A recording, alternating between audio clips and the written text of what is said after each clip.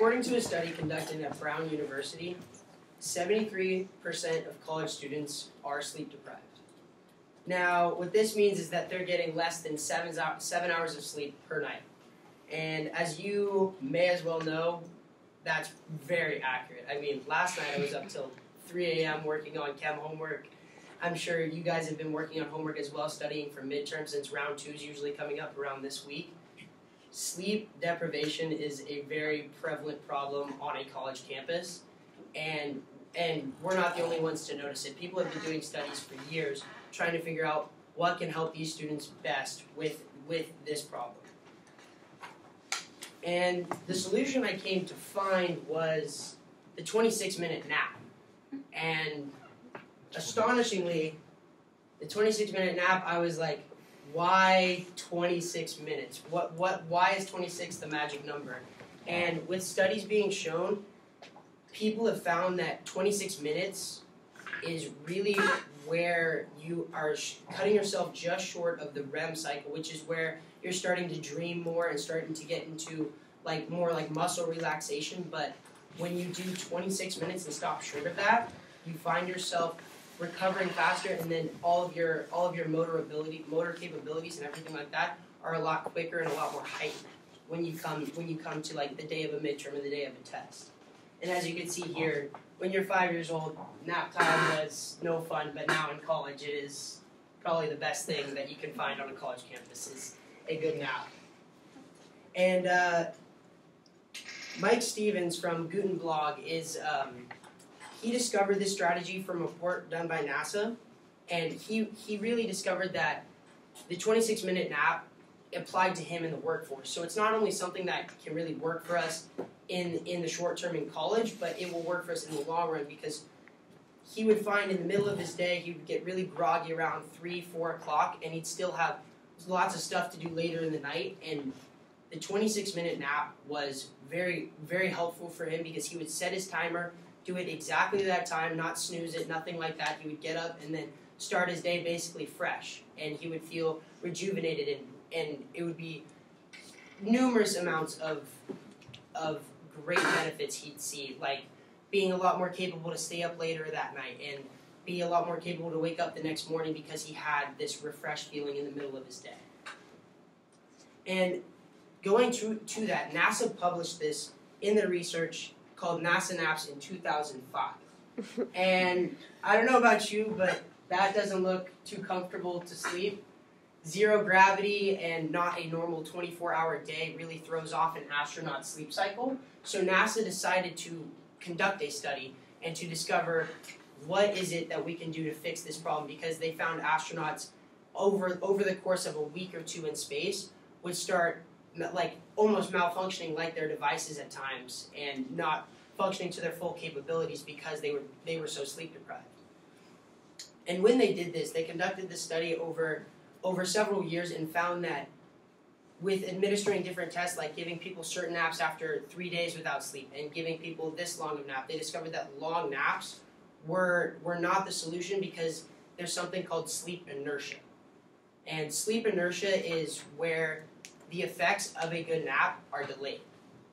And so when it's delayed, it means like an hour after your hour-long nap, that's when you start feeling positive effects. But 30 minutes or less, you'd find yourself really rejuvenated and really acceptable to the fact that yes, I have a lot more work in front of me and I'm going to attack it right now.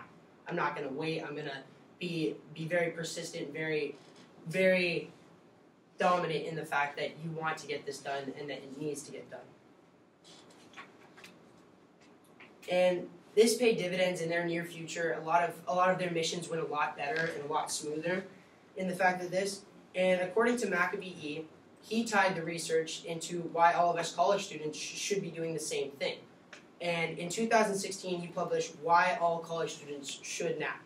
And he found that the results were, it would lower people's blood pressure. It would improve their academic performance. It would improve their physical capabilities as far as extracurricular activities and everything like that. Like student athletes even found a lot more space because they have those early morning weightlifting practices and everything like that. And through this, it really starts to build up, and you get to see like a nap is actually quite helpful in the fact that it will increase your capabilities, and it will increase like how you can do in the day. C.J. Hilditch also proposed another reason why short naps are beneficial compared to long naps with that sleep inertia effect. And that delay and that feeling he saw, like people with longer naps, even though it improved their vigilance and all their logical reasoning and stuff like this, you could see like tests conducted over the years, like it was found that it would take a lot longer for them to respond, and it would take them hours or two to see this improvement. But naps have proven very beneficial over the years and have been very influential, and they have gotten it down to this number of the 26-minute nap, the amazing 26-minute nap. And lastly, there's a process to follow for you to get your sleep. Harvard Health actually published this in 2015 and covering it for a bunch of tips for napping. And number one, it was find your time of day. Find when the nap benefits you most, because most people actually find that waiting till when you're super tired to take a nap wasn't the most productive. The most productive was at a certain time, you'd plan on it, you'd get it done, and that's when you would have your 26-minute nap. You'd allot that time for it. And then next, less is more. So with the fact that an hour-long nap would cause sleep inertia, they also have the studies to show that under 30 minutes, around 26 minutes is the best time for you to take this nap.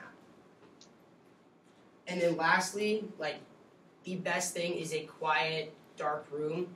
Also keeping it cool in temperature, because it'll slow your heart rate faster and you won't waste time trying to fall asleep. You will fall asleep a lot faster and a lot quicker, which will save you time in the long run, because then you may sleep for 26 minutes, but it could take you 10 to 20 to actually fall asleep, which then you waste almost an hour of your day, which you all know sometimes we just don't have. Sometimes we don't have that kind of time and that kind of capability to do so. With that being said, the problem of sleep deprivation, in conclusion, the solution is a nap. Napping for 26 minutes is the best way to get this done. And NASA has proven, and so have many other studies, they've proven 26 minutes is really where you see the most benefit. 26 minutes is where we can really find ourselves making the most improvement. Just find your time for 26 minutes at your place of choice, and you will really find the most benefit in your near future.